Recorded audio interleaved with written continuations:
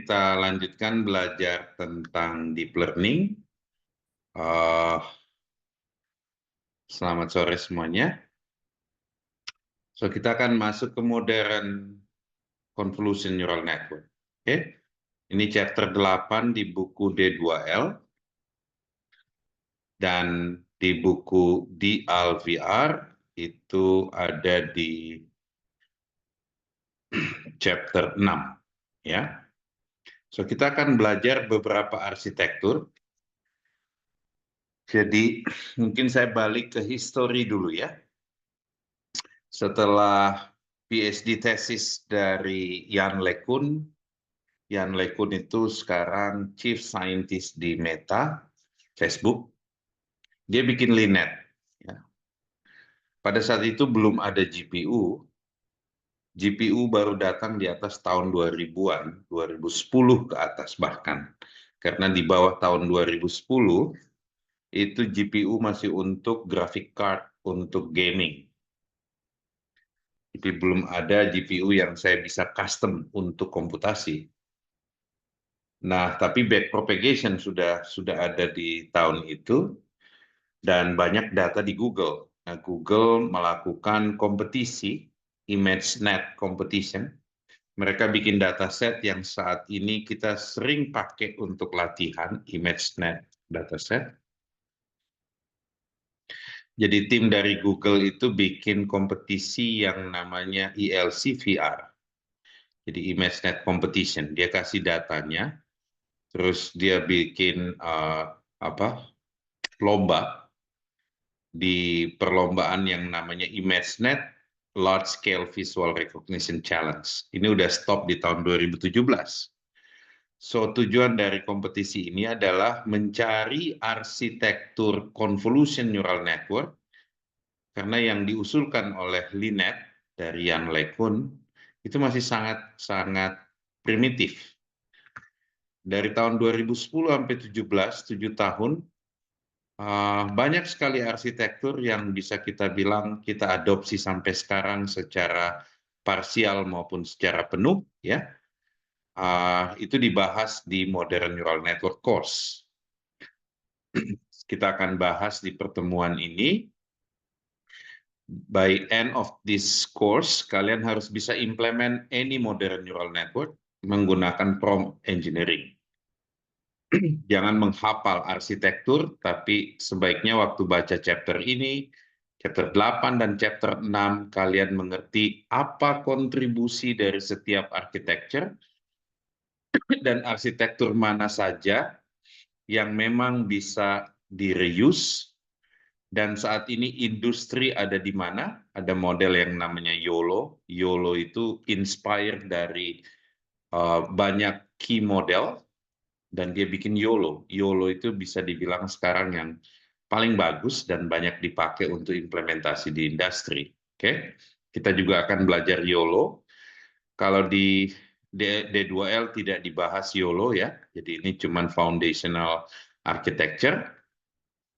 Oke, saya akan bahas dulu secara cepat foundational architecture, setelah itu kita discuss lebih lanjut. So, dari kompetisi ini banyak yang didokumentasiin, ya. Kalian bisa lihat di Papers with Code. Papers with Code itu nge-keep track perkembangan di model, ya. Kalian bisa lihat untuk spesifik task, model mana yang paling bagus, ya. Untuk computer vision aja ada 1.900 task. Task-task ini kayak object detection, depth estimation, dan lain-lain. Kalau kalian klik pose estimation, kalian akan lihat benchmark dari model-model yang ada. Oke, jangan menghafal model. Di Papers with Code ada code-nya, kalian bisa revise code-nya, implement. Dan deep learning bukan masalah coding. Sekali lagi saya senang tekankan ini, karena banyak orang di luar sana mengajarkan deep learning seakan-akan ini kayak coding.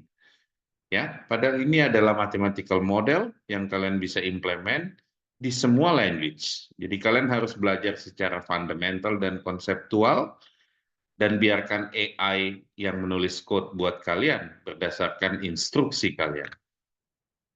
Oke, kita run through beberapa model AlexNet. Paper ini saya baru ngambil S2 S3, itu muncul paper ini. Ini tim dari Toronto, waktu itu Geoff Hinton, Nobel Prize in Physics ada di University of Toronto. Muridnya namanya Ilya Sutskever, ini founder dari OpenAI, dan Alex Krizhevsky juga di OpenAI. Mereka yang bikin OpenAI sebenarnya bersama Sam Altman. Intinya di arsitektur ini dia bilang nggak usah pakai aktivasi lain selain ReLU karena jelek. Dia juga pertama kali show multi GPU ngetrain satu model. Sekarang udah common ya, kalian bisa pakai multi GPU, pakai PyTorch. Dia juga implement long local response normalization. Oke, dia pemenang tahun 2010 dan 2012. Zaman ini saya implement AlexNet, itu saya harus beli GPU di Mangga 2, saya rakit sendiri servernya, multi GPU untuk bisa implement AlexNet. Kalian dengan simple, minta AlexNet code, ya jangan dihafalin arsitektur ini berapa banyak konvolusinya dan lain-lain. Kalian cuma butuh pakai prompt engineering teknik, bilang, saya pengen implement AlexNet untuk MNIST classification, oke, input image-nya 28 kali 28, oke, dan lakukan implement arsitektur AlexNet. Jadi kalian cuma butuh ingat keyword AlexNet. Apa bedanya dengan Linet yang pertama kali dipropose oleh Jan LeCun? Linet sebelah kiri, AlexNet sebelah kanan.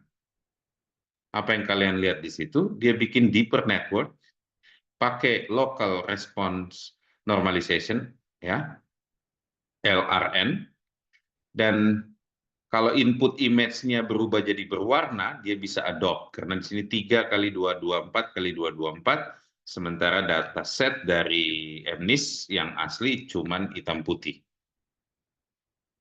VGGNet, tim dari Oxford, University of Oxford, Andrew Zizerman, ya, dan Karen Simonian.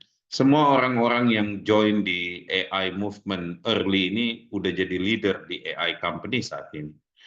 Dia introduce arsitektur VGG dengan 19 weight layer, tetap pakai ReLU dan tetap pakai LRN, tapi cuma satu layer RLN. Ya, dia menang tahun 2014. Dan dia cenderung pakai small convolutional filter. Oke? Apa bedanya dengan AlexNet? Itu kayak dia cuma bikin blok-blok aja, blok-bloknya bisa disusun-susun lagi. Ya, anggap kalian misalnya main Lego, Legonya itu dijadiin blok dulu, nanti bloknya direplicate. Itu VGG.net. Ada tim dari NUS, ini universitas terkenal di Singapura. Mereka introduce network in network. Dia bilang, harusnya nggak semua di layer convolution harus pakai convolution network. Bagaimana kalau kita introduce MLP untuk extract features di dalam convolution layer? Jadi dia introduce MLP conv layer. Oke, kayak custom CNN plus MLP. Oke. Dan masih pakai ReLU. Ternyata dia bisa enhance discriminability, kemampuan model untuk mendiscriminate atau membedakan pola. Klaim ini mereka buktikan di papernya, unfortunately sekarang NIN ini tidak banyak yang pakai. Ya, jadi masih ada teknik lain lah untuk discriminability. GoogleNet dia enhance kontribusinya arsitektur dan dia introduce something interesting di sini namanya inception module, ya. Inception module ini bukan datang dari computer scientist tapi dari neural scientist. Di neural scientist itu ada yang disebut Hebbian principle, bahwa kalau neuron di otak kita bekerja itu nggak bekerja sendiri-sendiri, tapi grouping, dan kalau satu grup ke fire, ya, dia akan satu grup itu ke fire gitu ya. Jadi Hebbian principle itu bilang neurons that fire together wire together. So bagaimana kita implement konsep ini di dalam VGG.net yang saat itu udah ada? Yaitu dia cuma bikin kayak inception module dia sebutnya. Oke, inception module itu kayak grouping. Kalau kalian lihat di sini, inception yang naive version dan inception yang pakai dimensionality reduction supaya dimensi dari vektor yang masuk ke dalam inception ini sama, dia reduce dulu pakai dimensionality reduction. Idenya sih sebenarnya brilliant pada saat itu, tapi sekarang ya udah biasa lah ya. Intinya ini grouping lah pakai dimensionality reduction. Unfortunately, udah gede banget networknya, susah dibaca kalau divisualisasikan seperti gambar sebelah kanan. Sehingga kita cenderung cuma pakai table untuk jelasin Google Net. Again, jangan dihafalin arsitektur ini, table-table ini nggak mungkin kalian hafalin. Oke? Ingat aja arsitekturnya namanya Google Net. Itu cukup untuk kalian bisa explore dengan GPT atau Claude. Ada orang yang bukan mengintroduce architecture, tapi mengintroduce method untuk membuat training di any architecture itu lebih baik. Awalnya orang pakai local response normalization, ya. Jadi LRN itu dipakai di Google Net, dipakai di VGG-Net. Tapi dia bilang ada isu mengenai internal covariate shift. Ini istilah matematik again, bahwa ada pergeseran covariat ya di saat pindah-pindah layer. Dan ini kalau nggak dinormalisasi, jadi problem ya. Dia introduce namanya batch normalization. Orangnya namanya Christian Szedi, Google, dan Sergey Yove, ini juga masih di Google. Dia introduce batch normalization. So batch normalization ini approach-nya adalah normalizing layer input. Jadi layer inputnya yang dia normalize, dan dia menjadikan normalization is a part of the architecture. Ya, jadi tidak terpisah dari arsitektur algoritmanya, dan setiap kali training per mini batch itu udah langsung normalize. Benefitnya bagus banget karena dulunya itu convolution neural network nggak bisa pakai learning rate yang besar. Ya, learning rate-nya harus kecil. Dengan batch normalization, dia handle covariate shift, dan ternyata memang ada hubungan antara covariate shift dan batch normalization dan learning rate. Akhirnya batch normalization bisa train dengan parameter yang scale, dan initialization apapun bisa di-train selama pakai batch normalization. Kalian harus baca paper-papernya. Ini nanti jadi tugas kalian baca nih paper-papernya supaya kalian mengerti history. Karena hanya orang yang ngerti history, kenapa ide itu muncul, hanya orang-orang seperti itu yang bisa memprediksi ide apa yang muncul ke depan. Nggak ada orang yang idenya tidur tiba-tiba muncul, ya, tapi dia kreativitasnya itu muncul karena dia ngerti ide-ide sebelumnya. Saya lanjutkan. Batch normalization akhirnya dipakai tahun 2015, ResNet, tim dari Microsoft, ya, Keming Hee, Xiangzu Zhang, Xiaoqin Ren, dan Jian Sun. Ini orang-orang Microsoft Research, ya. Mereka introduce bukan cuma inception, dia bilang, tapi ada yang namanya residual connection. Problem statement di paper ini, which is ini paper brilliant juga ya. Dia bilang jangan cuma mikirin grouping pakai Hebbian principle, tapi bisa jadi ya ada degradasi di saat networknya makin dalam, dan degradasi itu karena kehilangan informasi karena layernya makin dalam. Bisa nggak kita define satu residual bahwa sebenarnya antar layer itu ada satu fungsi residual yang menghubungkan. Oke, anggaplah fx. Ya, misalnya dari layer X, itu ternyata kalau saya anggap X-nya itu identity, maka ada fungsi residual yang menghubungkan dengan yang lain. Dia bikin networknya panjangnya 150 depth, dia kasih residual. Residual itu gambar kabel-kabel yang melingkar antar setiap layer di situ. Oke? ResNet sampai saat ini dibilang masih lebih baik dibanding yang lain. Hasilnya bagus. Apakah berhenti di situ? Karena ini sebenarnya deep learning kita inspired by human brain, maka ada tim dari Tsinghua University, Songhu Li Zhuang Liu, sama Gao Huang dari Cornell, sama researcher dari Facebook bilang, kalau di otak manusia itu, residualnya bukan cuma ke next layer, tapi ke banyak layer, ke semua layer bahkan ya, karena ada dendrites dan synapse di otak kita gitu. Dia inspire dari situ. Dia bilang kalau mau maksimum information flow-nya, maka residualnya ke semua layer. Untuk memaksimumkan information flow antar layer, kita konekin semua layer. Kira-kira idenya sesederhana itu. Oke? Zaman dulu, waktu tahun-tahun ini 2015, ini saat saya ngambil PhD, itu ide-ide kecil begini untuk diimplementasi lama sekali ya. Berbulan-bulan baru muncul DenseNet, setahun baru muncul ResNet. Kenapa? Karena GPU tidak widely available. Jadi untuk eksperimen di Google itu ya kita tunggu orang Google lah yang punya GPU banyak ya. DenseNet ini akhirnya udah sangat-sangat deep ya. Dan apakah berhenti di situ? Ternyata ada attention. Dan attention itu mempengaruhi arsitektur convolution neural network. Ada yang co-attention network dari Google Brain Team, ada vision transformer dari Google Brain Team, juga ada dari Microsoft, swing transformer, dan lain sebagainya. Oke, itu tidak bisa kita masukkan di buku karena saking banyaknya.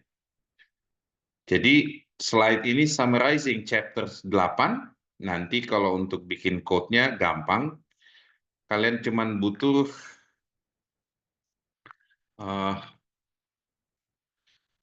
ingat nama arsitektur yang sering dipakai, ya. Bentar, saya coba cari CNN, ada summary-nya ya. CNN model landscape atau apa ya? Saya lupa websitenya, saya butuh cari dulu ya. Kok jadi lupa? Oke, lihat di buku aja, chapter 6. Oke. So di LVR ini cuman sekilas tentang ini. Ada Linet, AlexNet, VGGNet ya. Kita nggak bahas EfficientNet, tapi EfficientNet bikin jumlah parameter modelnya lebih kecil. Kalian dikasih contoh untuk implement model-model tersebut, sebenarnya tinggal prompting aja ya. Yang penting kalian bisa ngecek kembali apakah hasilnya sesuai dengan papernya. Oke, ini yang saya maksud. Apa ini websitenya? Kok nggak ada ininya ya? Bentar. Ini ada websitenya nih. Cuman saya lupa websitenya ininya apa ya? URL-nya ya. Jadi di website ini kalian bisa lihat semua model modern convolution neural net. CNN Model Explorer. Mungkin. Bukan. Saya lupa websitenya. CNN.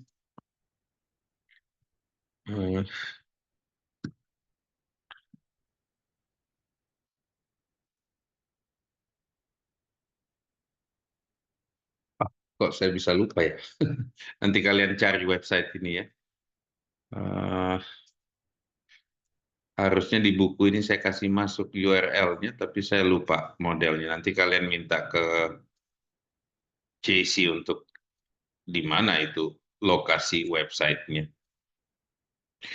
Oke, ResNet introduce ini. Oke, mungkin kalau saya search pakai keyword ini bisa dapat ya.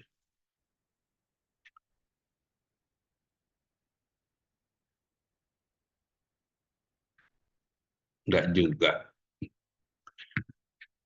Oke, lanjut aja. Jadi kalian lihat ya, ResNet 50 itu udah seperti ini tuh. Ada ResNet yang 152 depth-nya. Setiap layer ini yang dilakukan di dalamnya. Jadi kalau mau implement ya tinggal minta prompt-nya ke GPT, pakai teknik prompting kayak Race ataupun CoStar, kalian bisa dapat code-nya easily pakai PyTorch atau pakai Rust. Untuk RAS kita pakai Candle Core misalnya atau pakai Torch, PyTorch. Oke. Kalian bisa compile dengan mudah pakai crates yang sudah disediain.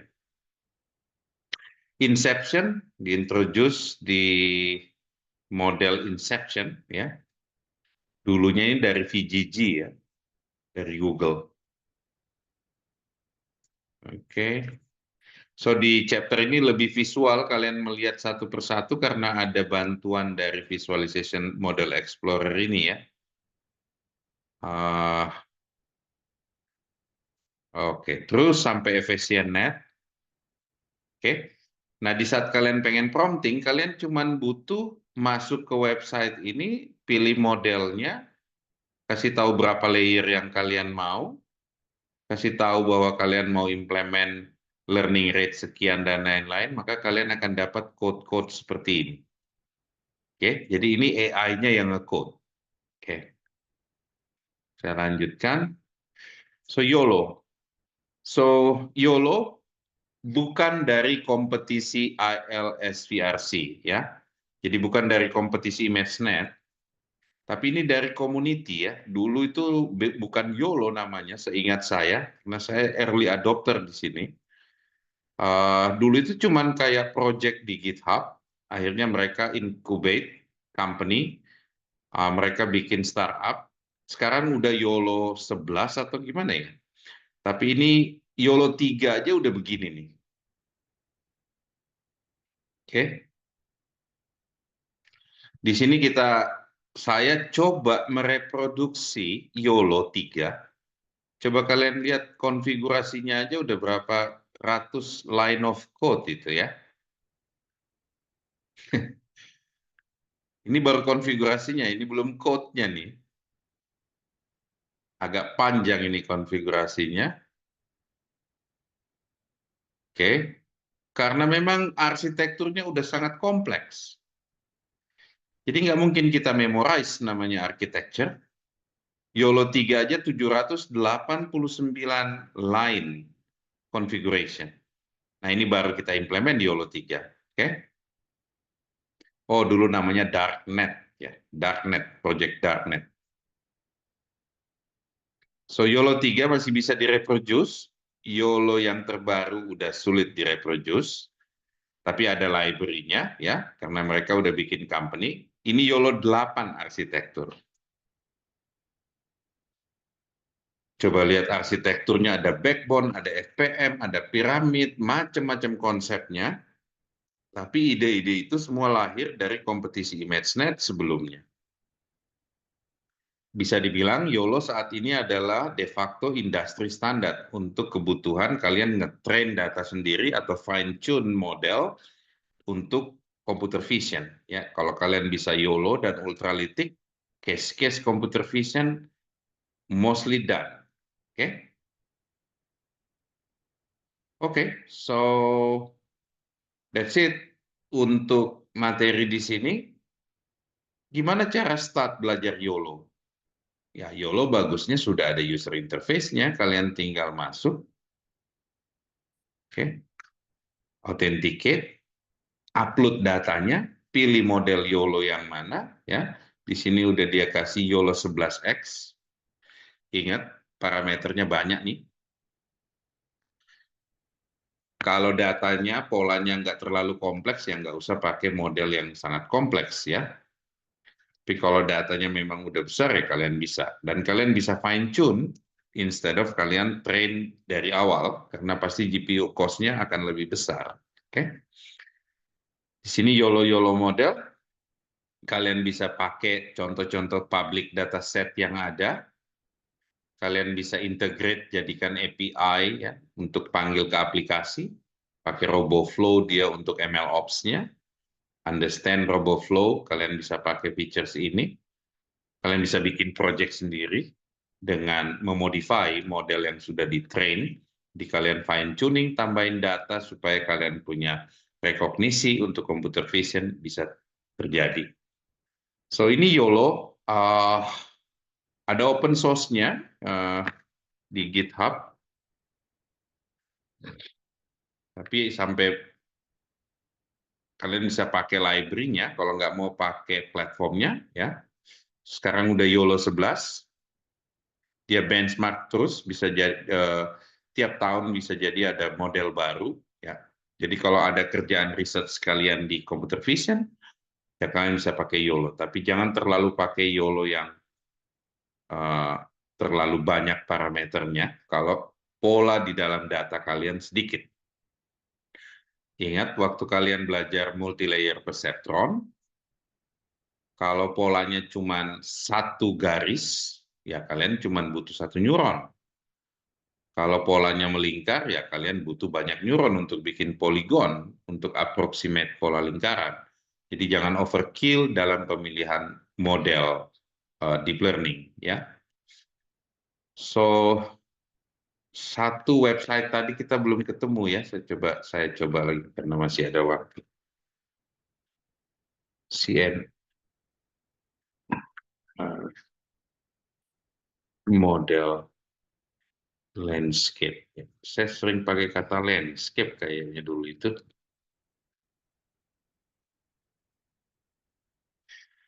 Entah. Ini karena mungkin dia nggak bayar Google Search Engine ya nggak muncul dia. CNN Interactive Model Explorer. Coba. Wah, wah, wah, wah, wah. Nggak ada.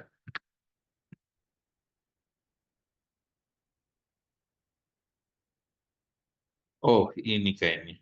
Ini nih. Ya, nanti perlu diedit di bukunya. Oke, namanya ConvNet Playground. Ini yang saya lupa, bukan CNN. ConvNet. Oke.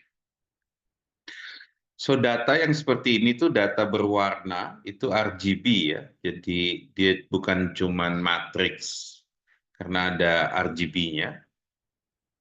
Ini data ImageNet. Oke. Terus mereka bikin model Explorer untuk kalian bisa evaluate architecture dari banyak model neural network yang modern untuk convolution neural network. Yang perlu kalian lihat kalau mau implement manual, nama modelnya MobileNet 3,5 parameter. Oke. Ini lihat layernya ada berapa banyak, 76. MobileNet berikutnya 4,3 juta parameter. NASNet, EfficientNet, DenseNet, oke. ExceptionNet, ResNet. Oke, ResNet ada yang 50, ada yang 150 parameter ya. EfficientNet, VGGNet, dan lain-lain. Bagaimana cara kalian mengimplement arsitektur seperti ini? Let's say saya pengen implement VGG.net. Ya, cara paling cepat ya prompting ya. Copy ini. Oke. Upload ke cloud.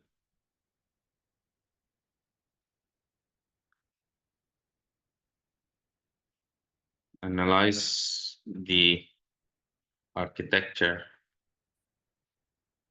of PGG-19 model as a text and implement the code using Rust and TCHK. Kalian juga bisa pakai Python dan PyTorch. So, saya cuma butuh ambil parameternya, berapa layer, ya. Mostly AI sudah memorize batch normalization dan lain-lain. So look, ya. Semoga ini bisa meyakinkan kalian bahwa deep learning is not about coding. Deep learning is about understanding mathematical model underlying the architecture. Oke, implementasi itu urusan dia. Ya, bayangkan saya bisa implement di buku tadi di YOLO 3 hanya dengan cara prompting. Pakai Rust language. Oke, ini code-nya.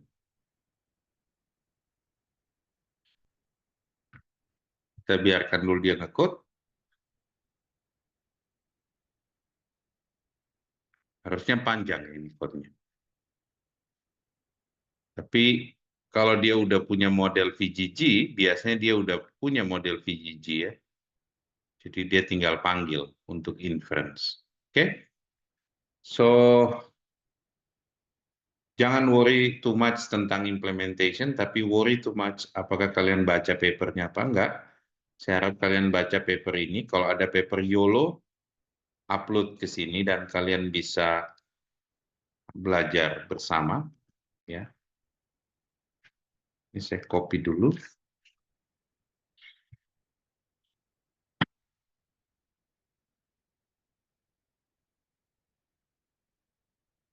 Kok nggak copy ya? Dah,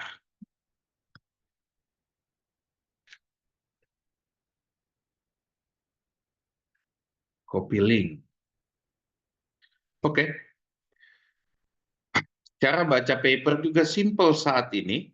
Nggak kayak zaman saya dulu, pakai Stabilo. Kalian download.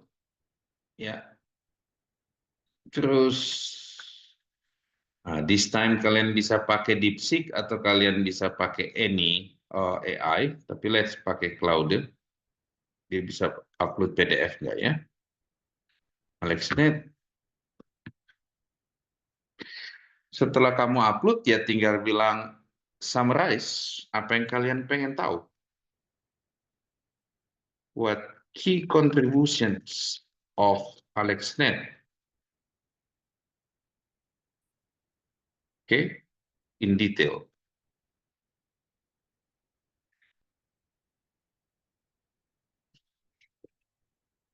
Untuk kerjaan-kerjaan seperti ini, AI udah lebih baik dari kalian ya. Jadi kalian bisa baca kalau waktunya banyak, detail, atau kalian bisa summarizing dan put in your notes ya. Jadi harusnya kalian belajar lebih cepat dari saya. Zaman saya take PhD, karena AI tools semakin ke sini semakin pinter. Sulit dikatakan bahwa ada model yang belum dia implement, belum bisa dia implement kalau kalian tahu matematiknya. Tapi tidak begitu sebaliknya. Kalau kalian nggak ngerti matematik modelnya, apa yang mau ditanyakan apa yang mau di-prompt ke Claude atau ke GPT, ya. Jadi jangan sampai belajar kalian salah. This is different era. Kalian ada di era AI. Belajarlah dengan AI. Be happy karena ini tidak pernah kejadian in the last 150 years. Ini baru ada kejadian di mana semua human knowledge udah menjadi mathematical model yang bisa kita reuse dengan natural language menggunakan large language model. Oke?